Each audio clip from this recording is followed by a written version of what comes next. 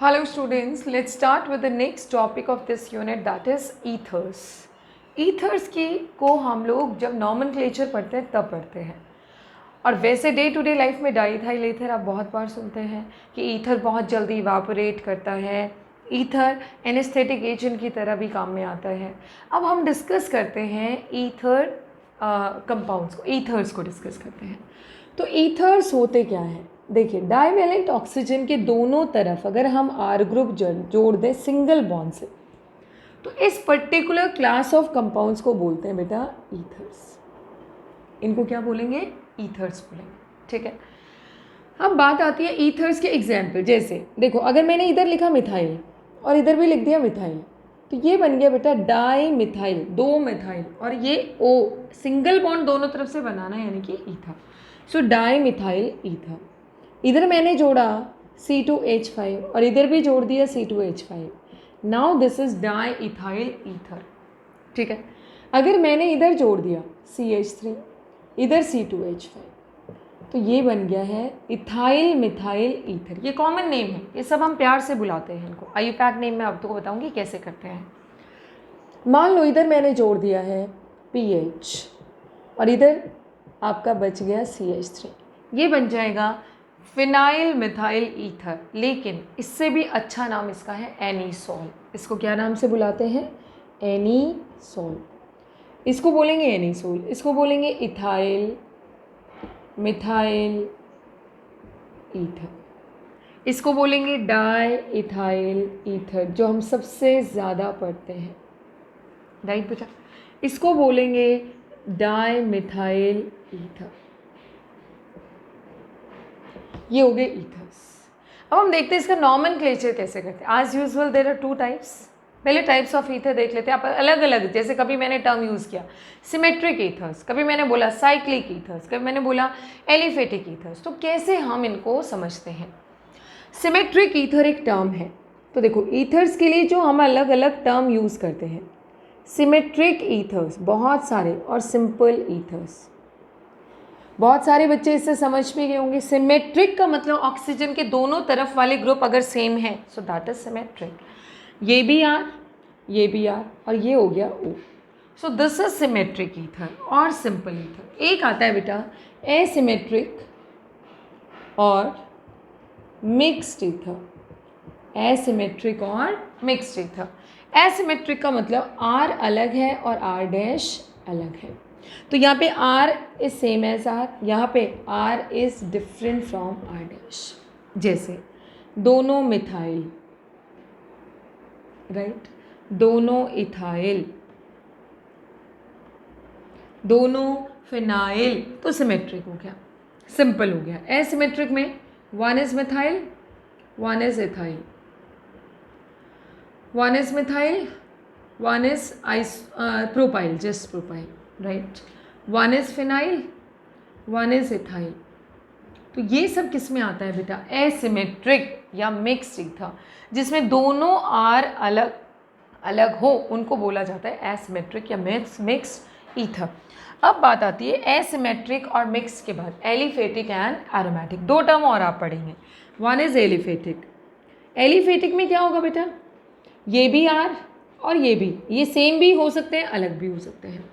R can be same as R dash, R can be different from R dash, कुछ भी होगा, but ये दोनों ग्रुप ही alkyl group होंगे, दोनों ग्रुप ही एलिफेटिक ग्रुप होंगे, जैसे डाईमिथाइल, जैसे डाईथाइल। और एरोमेटिक ईथर में क्या आता है? अगर एक एरोमेटिक ग्रुप हो, ऐसे ये R हो, या दोनों ही एरोमेटिक ग्रुप हो, दोनों ही क्या हो बेटा? एरोमेटिक हो, तो ऐसे ईथर्स को क्या बोलते हैं? Aromatic ethers.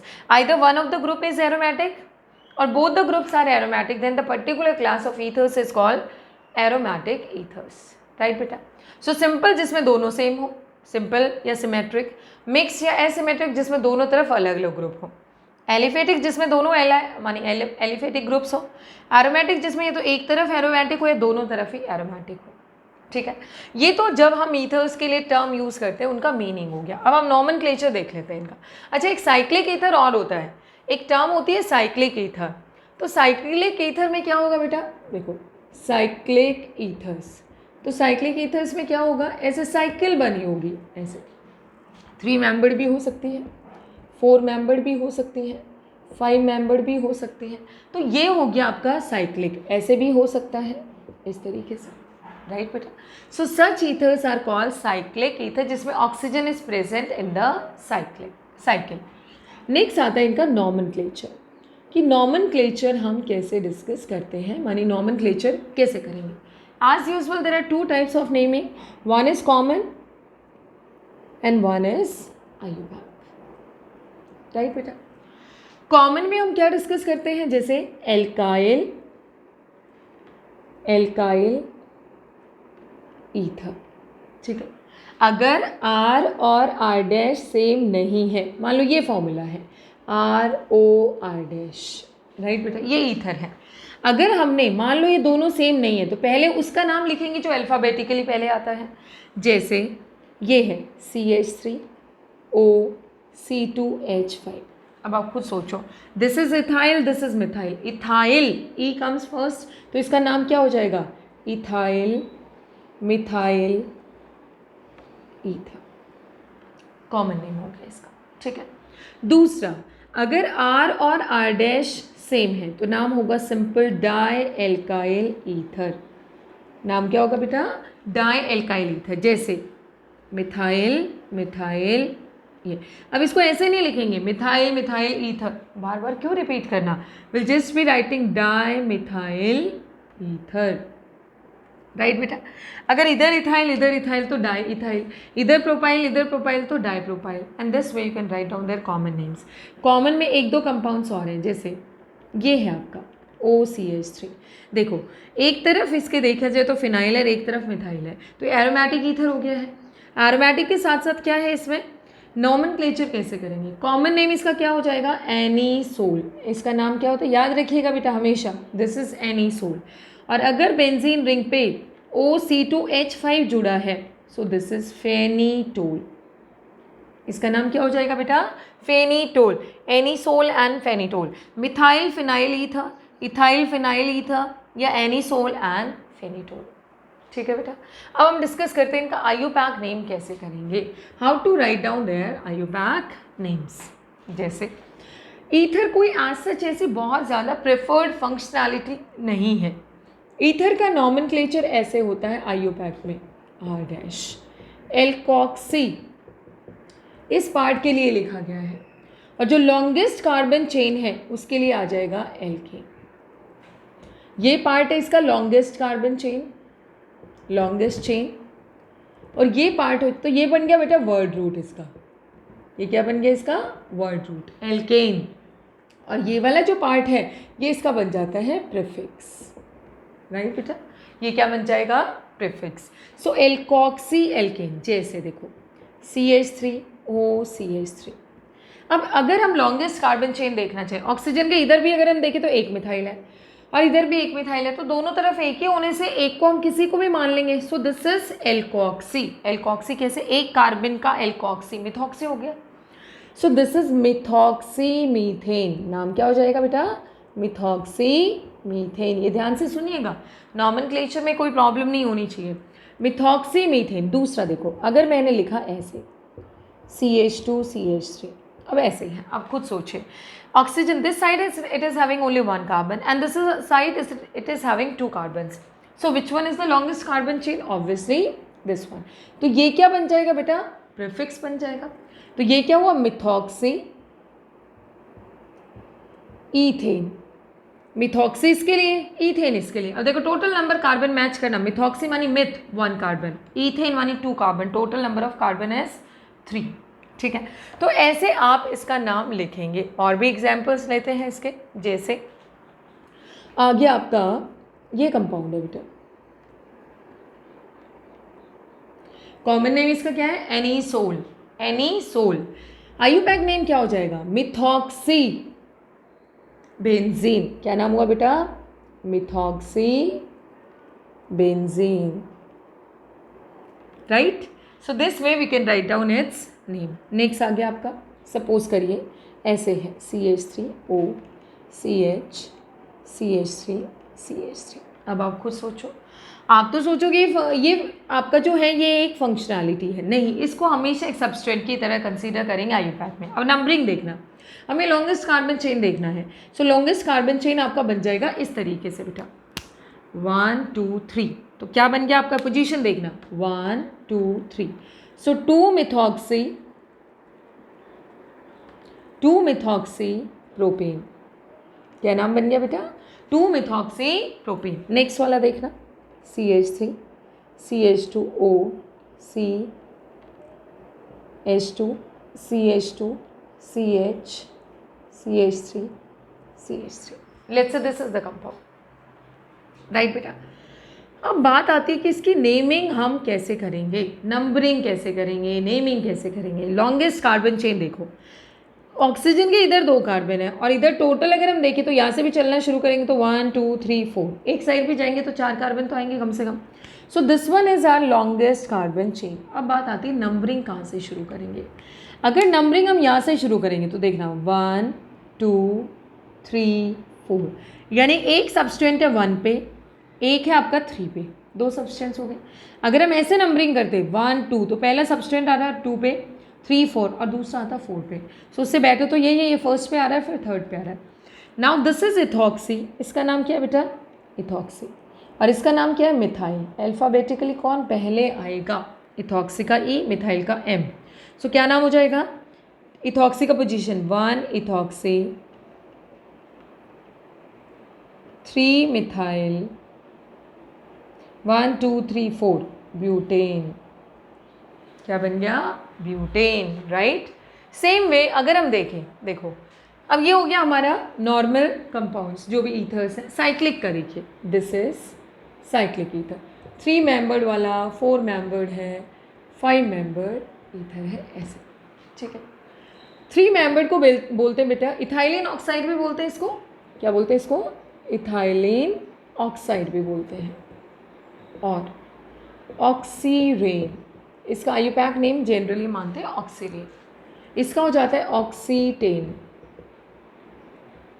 और ये हो जाता है बेटा फ्यूरान। कॉमन नंबरिंग कहाँ से स्टार्ट करते हैं, ऑक्सीजन से।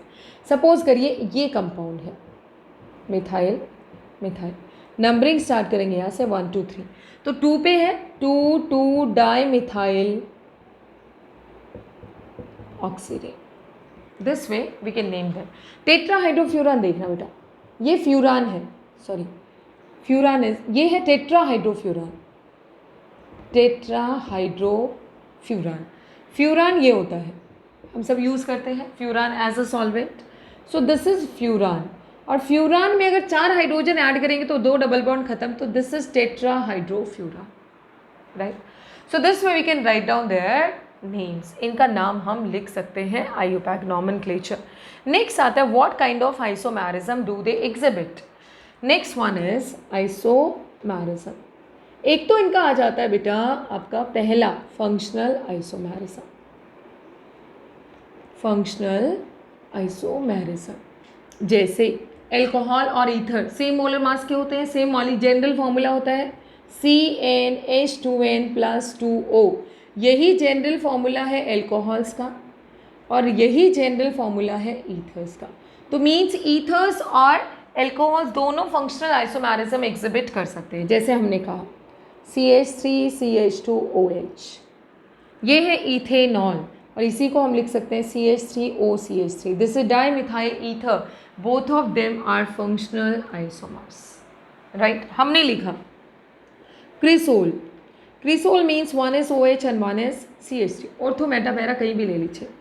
एंड दूसरा हमने लिख दिया ये बेटा OCH3। आप खुद सोचिए, ये क्रिसोल है, ये आपका एनिसोल है, this is cresol, ortho cresol, और 2 मिथाइल फिनोल, और ये हो गया बेटा एनिसोल। मॉलिक्यूलर फॉर्मूला सेम है, but in one case functionality is phenol, in one case functionality is anisole.